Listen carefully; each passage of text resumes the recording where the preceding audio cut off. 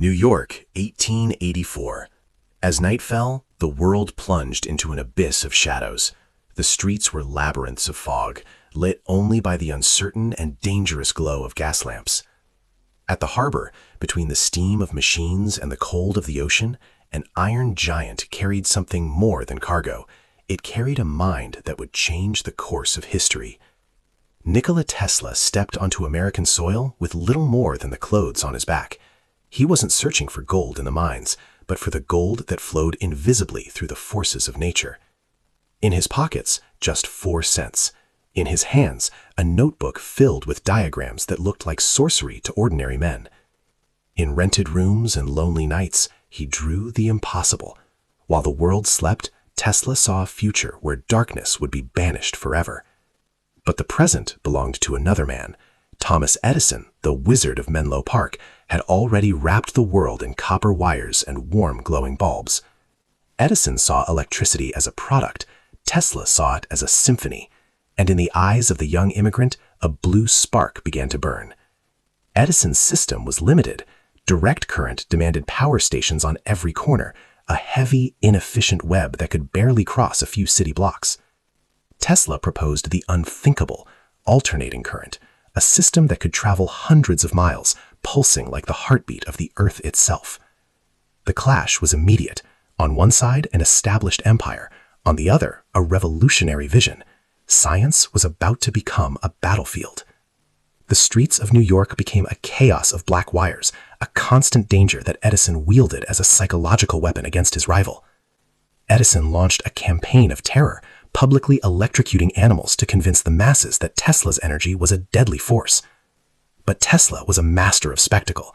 On darkened stages, he let electricity pass through his own body, lighting bulbs with the touch of his hands. He tamed lightning inside his laboratory. Blue arcs danced at his command, proving that alternating current was the music of the future. In 1893, the world witnessed the victory. The Chicago World's Fair blazed with thousands of Tesla's lights, turning night into day before a stunned crowd. Finally, at Niagara Falls, he built the first great power station.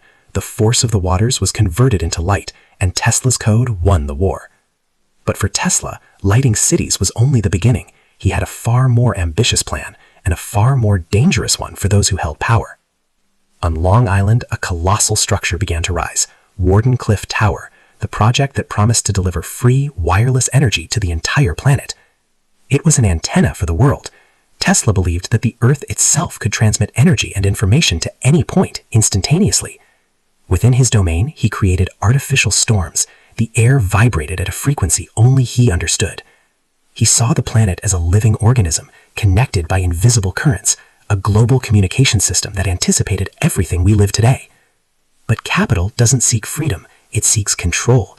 When his financiers realized they couldn't put a meter on wireless energy, the support vanished. Wardenclyffe became a skeleton of wood and broken dreams.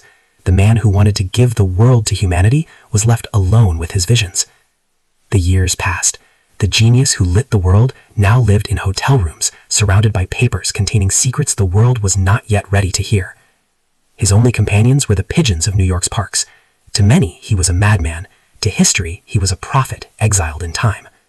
In 1943, Tesla departed in silence. Hours later, government agents seized his belongings, boxes filled with blueprints that vanished into the shadows of military intelligence. Decades before they existed, he described devices that would fit in the palm of a hand, capable of connecting people across oceans. He predicted our present. Today, every pulse of light in a fiber optic cable, every satellite signal, and every lit bulb is an echo of Tesla's code. He left no financial empire, but he left a transformed world. His monument is the very light that surrounds us. The mystery of his final discoveries remains locked away, but as long as there is a spark in the dark, the code of history will continue to shine. Decode the next secret.